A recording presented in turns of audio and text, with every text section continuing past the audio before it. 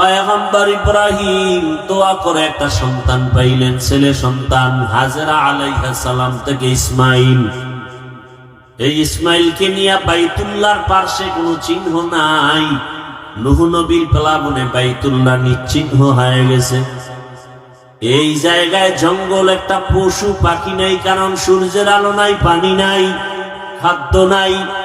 ওখানে মা হাজেরা ইসমাইলের নিয়ে আল্লাহর নির্দেশে ইব্রাহিম নবী রাখলেন।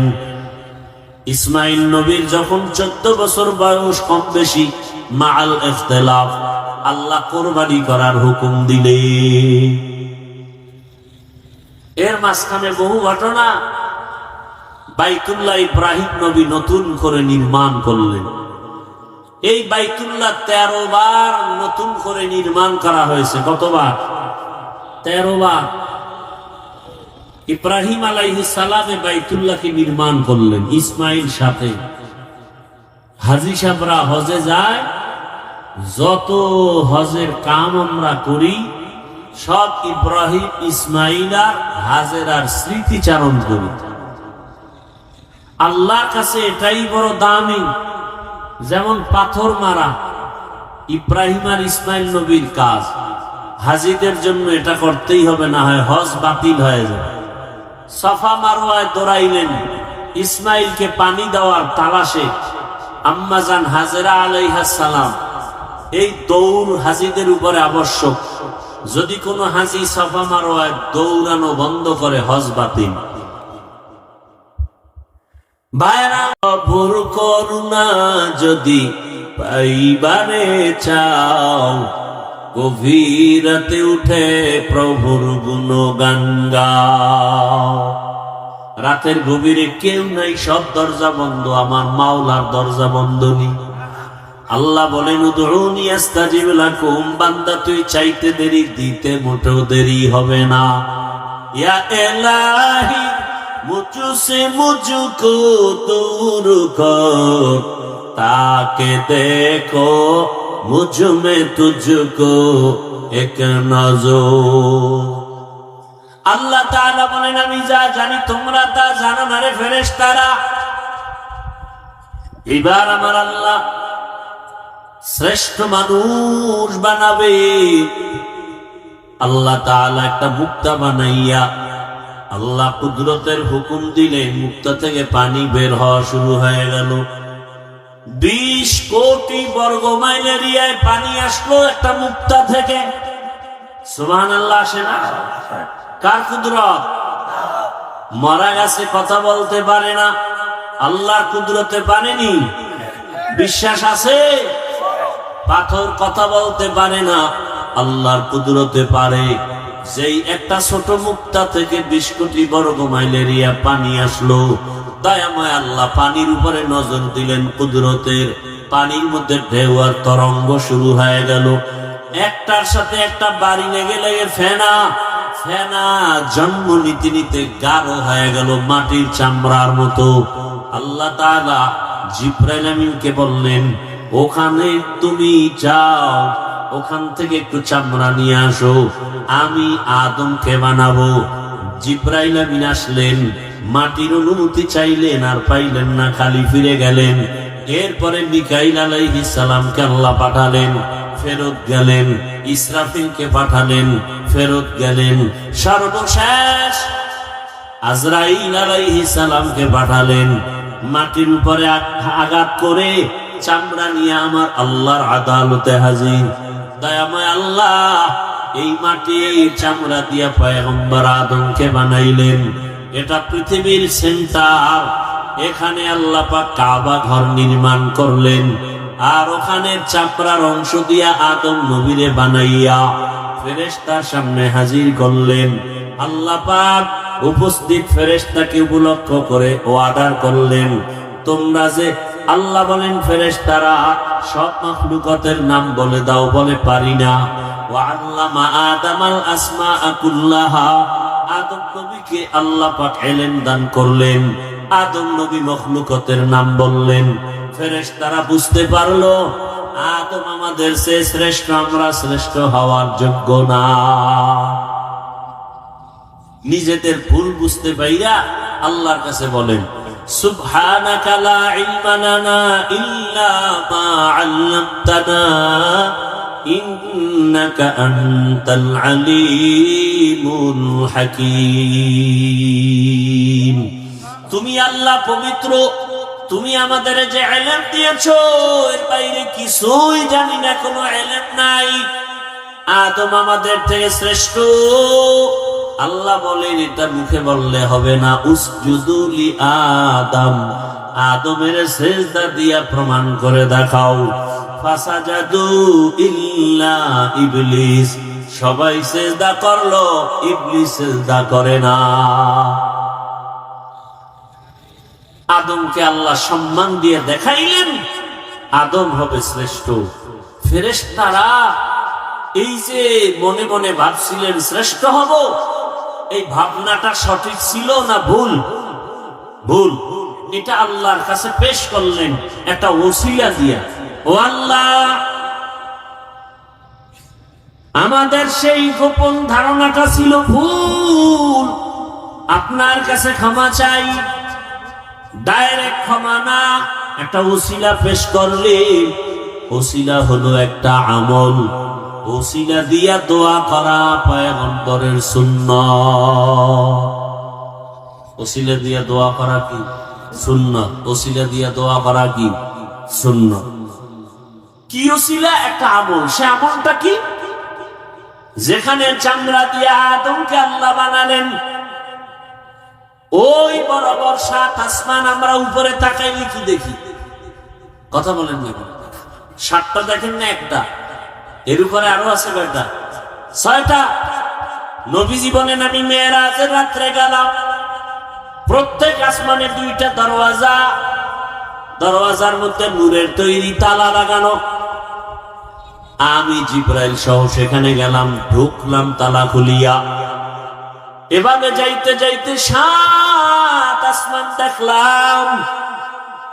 ওই পৃথিবী নামক মধ্যখান জায়গা, যেখানে মাটির চাপড়া দিয়ে আদমকে বানালেন, ওই বরাবর 7 আসমানের উপরে একটা কাবা আছে, ওটারও ফেরেশতাদের কাবা, নূরের তৈরি বাইতুল মামুর। মুহূর্তে মুহূর্তে 70,000 ফেরেশতারা তাওয়াফ করে।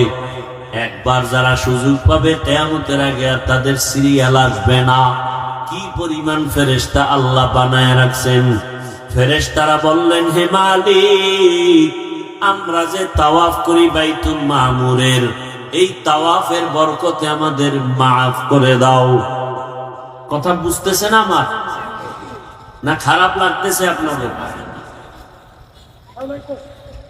আল্লাহ বললেন তোমরা গুনাহ চিনো না, গুনাহ বুঝো না, এরপরেও ধারণার অপরাধে যদি তাওয়াফকে ওসিলা বানায় ক্ষমা চাও, তাহলে আমি যাদেরকে শ্রেষ্ঠ মর্যাদা দিয়া বানাবো, ওরা দুনিয়ায় গিয়া গুনাহ করবে, হাতের গুনাহ, চোখের গুনাহ, জবানের গুনাহ, তাদের জন্য তো একটা ক্ষমার ব্যবস্থা করা দরকার। ও জিবরাইল যাও, ওই চাপড়া যেখান থেকে আনছো, আজরাইল আনছে, ওখানে গিয়ে একটা ঘর বানাও বাইতুল্লাহ। আর সাক্ষী দেখো, আমার ওই বাইতুল্লাহ যারা তাওয়াফ করে ক্ষমা চাইবে, আমি তার জীবনের সব গুনাহ মাফ করে দিব।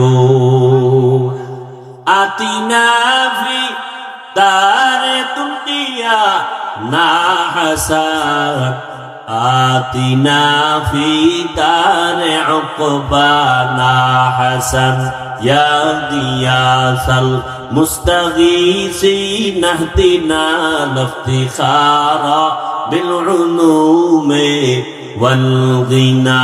হর গোরি দে নেको तू तैयार है, जो न मांगे उससे तू बेजार है। মানুষের গুনাহ ক্ষমা করানোর জন্য আল্লাহ বানাইলেন বাইতুল্লাহ ঘর। দুনিয়ার মধ্যখান জায়গা বাক্কা নগরীতে আল্লাহ ঘরটা বানায়া ওয়াদা করে দিলে, এই ঘর তাওয়াফ করলেই তার গুনাহ মাফ হবে। এটা কেমন বরকতের ঘর, তাকায়া দেখবে তাতেও আমল নামায় সওয়াব। ইন্না আউওয়ালা বাইতিন উযিআ লিন-নাসি লাল্লাযী বিবাক্কাতা মুবারাকান ওয়া হুদা মুবারাকান ওয়া হুদান লিল আলামিন।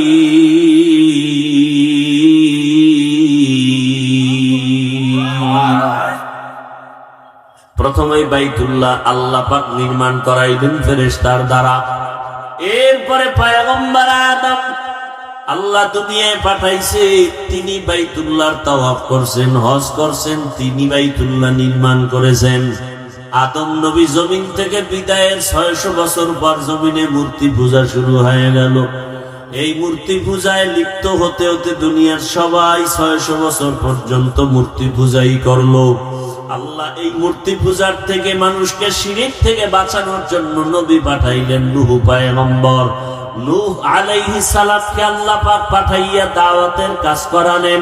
950 বছর পর্যন্ত নূহ আলাইহিস সালাম দাওয়াত দিলেন। 40 জন মুমিন কালেমা পড়ে মূর্তি পূজার থেকে ফিরিয়ে গেল। এইবার আল্লাহ পাক রব্বুল আলামিন নূহ নবীর যুগে প্লাবন দিলেন, তুফান দিলেন, গজব। এক তুফানে সব ধ্বংস হয়ে গেল, কাবাটাও নিশ্চিহ্ন হয়ে গেল। নূহ নবীর 3 সন্তান সাম, হাম, ইয়াফাস, এই 3 জনের দ্বারা পুরো দুনিয়া আবার নতুন করে সাজানো হলো। তারা একটা শহর বানাইলেন, ইরাকের অন্তর্গত শহরের নাম শহরে বাবেল। ওই শহরে এক সময় এক বেঈমানের আবির্ভাব হলো নমরুদ। নমরুদ বাবেল শহরের ক্ষমতা নিয়া জুলুম অত্যাচার শুরু করলো। সেই জুলুমকে বন্ধ করার জন্য আল্লাহ আরেকজন নবী পাঠাইলেন, ইব্রাহিম আলাইহিস সালাম। ইব্রাহিম আলাইহিস সালামকে দিয়া শেষ বয়সে পয়গম্বর ইব্রাহিম দোয়া করে একটা সন্তান পাইলেন, ছেলে সন্তান। হাজেরা আলাইহিস সালাম থেকে ইসমাইল। এই ইসমাইলকে নিয়ে বাইতুল্লাহর পার্শ্বে কোনো চিহ্ন নাই। নূহ নবীর প্লাবনে বাইতুল্লাহ নিশ্চিহ্ন হয়ে গেছে। এই জায়গায় জঙ্গল, একটা পশু পাখি নাই, কারণ সূর্যের আলো নাই, পানি নাই, খাদ্য নাই। ওখানে মা হাজেরা ইসমাইলের নিয়ে আল্লাহর নির্দেশে ইব্রাহিম নবী রাখলেন। ইসমাইল নবীর যখন 14 বছর বয়স, কম বেশি মাআল ইখতিলাফ, আল্লাহ কোরবানি করার হুকুম দিলে। এর মাঝখানে বহু ঘটনা। বাইতুল্লাহ ইব্রাহিম নবী নতুন করে নির্মাণ করলেন। এই বাইতুল্লাহ 13 বার নতুন করে নির্মাণ করা হয়েছে। কতবার? 13 বার। ইব্রাহিম আলাইহিস সালামে বাইতুল্লাহকে নির্মাণ করলেন ইসমাইল সাথে। হাজী সাহেবরা হজে যায়, যত হজের কাম আমরা করি সব ইব্রাহিম, ইসমাইল আর হাজেরার স্মৃতিচারণ করি। আল্লাহর কাছে এটাই বড় দামি। যেমন পাথর মারা ইব্রাহিম আর ইসমাইল নবীর কাজ, হাজীদের জন্য এটা করতেই হবে, না হয় হজ বাতিল হয়ে যায়। সাফা মারওয়ায় দৌড়াইলেন, ইসমাইলকে পানি দেওয়ার তালাশে আম্মাজান হাজেরা আলাইহিস সালাম। এই দৌড় হাজীদের উপরে আবশ্যক। যদি কোনো হাজী সাফা মারওয়ায় দৌড়ানো বন্ধ করে, হজ বাতিল। ভাইরা, যেই বাইতুল্লাহ এত দামি ঘর, যেই এরিয়ায় গিয়ে একবার আল্লাহ বললে 1 লক্ষ বার আল্লাহ বলার সওয়াব, একটা সিজদা দিলে 1 লক্ষ বার সিজদার সওয়াব। এত দামি ঘর, যেখানে গেলে গুনাহগার আর গুনাহগার থাকে না। ওই বাইতুল্লাহ যাওয়ার তৌফিক দাও ও আল্লাহ, নবীর রওজা জিয়ারতের তৌফিক দাও। যেতে না পারলে অন্তত আল্লাহ নবীর আদর্শওয়ালা বানায় দাও। বাইতুল্লাহ যারা গেছে তাদের নমুনা অর্জনের ব্যবস্থা করে দাও। ও আমার যুবক বাবারা, বৃদ্ধ বাবাজিরা, পর্দার আড়ালের মা বোনেরা, দুনিয়ার রং তামাশায় পড়িয়া গুনাহ তো কম করেন নাই, আরে দাড়ি কাটা কবিরা গুনাহ। কতবার যুবকরা দাড়ি কাটলা, বেপরদায় চললা, মা বাবার সাথে বেয়াদবি, শিক্ষকের সাথে বেয়াদবি, ওলামায়ে কেরামের সাথে বেয়াদবি। ও ব্যবসায়ী বাবারা, ও চাকরিজীবী বাবারা, আপনাদের মতো কত ব্যবসায়ী, কত চাকরিজীবী 5 ওয়াক্ত নামাজ পড়ে আছে না নাই? আপনি নিজেকে জিজ্ঞাসা করেন, আপনি কেন পারবেন না? ও আমার কলিজার যুবক, তোমার মতো যুবক স্কুল কলেজে পড়ে, নামাজ পড়ে, বলো তুমি পারো না কেন? তোমার কপাল কেন খারাপ? তোমার মতো যুবক র‍্যাব, আর্মি, পুলিশ, বিডিআর এর চাকরি করে, 5 ওয়াক্ত নামাজ পড়ে, দাড়িওয়ালা, তুমি পারো না কেন? তোমার কপালে কার বরদোয়া লাগছে জানা নাই? তোমার মতো যুবক রাস্তায় গাড়ি চালায়, নামাজ পড়ে, তুমি কেন পারো না? নদীর মধ্যে মাছ ধরে, নামাজ পড়ে, তুমি পারো না কেন? তোমার মতো যুবক র‍্যাব, আর্মি, পুলিশ, বিডিআর এর চাকরি করে, নামাজ পড়ে, ওসি, ডিসিএসপি নামাজি, এমপি, মন্ত্রী, ব্যবসায়ী, চাকরিজীবী নামাজি, তুমি পারো না কেন? আসলে তোমার উপরে আল্লাহ গুনার কারণে বেজার হয়ে গেছে। ও বৃদ্ধ বাবাজি, এখনো সময় আছে, তওবা করেন। পর্দার আড়ালের মা বোনের, আপনার মতো কত মা পর্দা করে, নামাজ পড়ে, স্বামীর মাল হেফাজত করে, আপনারা পারেন না কেন? এখন থেকে তওবা করেন। শয়তানের ধোকায় পড়ে মনের আশা পূরণ করতে গিয়ে তো গুনাহ কম করেন নাই। আল্লাহর ডাকে সাড়া দিতে হবে, কখন মরণ হবে বলা যায় না। গাড়ির নিচে যুবকের লাশ, পানির নিচে লাশ, ঘুমের বিছানায় লাশ। এখন থেকে তওবা করেন, আর দাড়ি কাটবেন না, নামাজ ছাড়বেন না, বেপরদায় চলবেন না, নবীর তরিকা মেনে চলবেন, মা বাবার দোয়া, শিক্ষকের দোয়া নিয়া, উলামায়ে কেরামের দোয়া পরামর্শ নিয়ে নবীর আদর্শ মেনে চলবো। তওবা করার মতো যদি নিয়ত হয়, মুনাফিকি না থাকে, খাঁটি তওবার নিয়তে দুটো হাত আমার আল্লাহকে দেখায় দাও। আয় আল্লাহ, হাতগুলো কবুল করে নেন, তওবা কবুল করে নেন, তওবার উপরে মজবুত হইয়া চলার তৌফিক দান করেন, আমিন। আলহামদুলিল্লাহি রাব্বিল আলামিন, والصلاة والسلام على سيد الأنبياء والمرسلين وعلى آله وأصحابه أجمعين. يا أرحم الراحمين، يا أرحم الراحمين، يا أرحم الراحمين. رب ارحمهما كما ربياني صغيرا. اللهم إنك عفو كريم تحب العفو فاعف عنا. اللهم إنا نسألك رضاك والجنة ونعوذ بك من سخطك والنار. اللهم إنا نعوذ بك من البرص والجنون والجذام وسيء الأسقام. ওতায়ার মালিক, গুনার বোঝা নিয়ে আমরা আপনার দরওয়াজায় হাজির। মেহেরবানি করে আমাদের মাফ করে দেন, মাহফিল কবুল করে নেন, আয়োজনকারী, সহযোগিতাকারী, দান সদকাকারীদের কবুল করে নেন, এলাকায় শান্তির ফয়সালা করে দেন, মা বোনদের পর্দাওয়ালা আবেদা বানায় দেন, সন্তানগুলো নেককার বানায় দেন, যারা পরীক্ষার্থী লেখাপড়া করে কামিয়াবি দান করেন, চলার পথে হেফাজত করেন আল্লাহ, সুন্নাতওয়ালা জীবন দান করেন, যারা ব্যবসা চাকরি করে হালাল ভাবে বরকত বাড়ায় দেন, সারা দুনিয়াবাসীকে মাফ করে দেন। আয় আল্লাহ, প্রবাসে যারা, তাদের হেফাজত করেন, বাংলাদেশ শান্তির দেশ বানায় দেন। ইসলামের জন্য, দেশের জন্য যারা জীবন দিল, তাদের মাফ করে দেন। এখনো যারা চেষ্টা করে, কবুল করে নেন।